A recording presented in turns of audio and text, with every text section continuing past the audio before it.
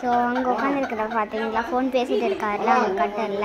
அவர் வந்து இங்கே ஒருத்தர் பேசிகிட்டு இருக்காரு, அவர்கிட்ட ப்ராங்க் பண்ணுறாரு. அவர் வந்து பார்த்தீங்கன்னா இவர்கிட்ட வந்து ஃபோனில் பேசிகிட்டு இருக்காரு. ஆனால் இவர் வந்து வேறு வேறு பேசிகிட்டு இருக்காங்க. வேணாம்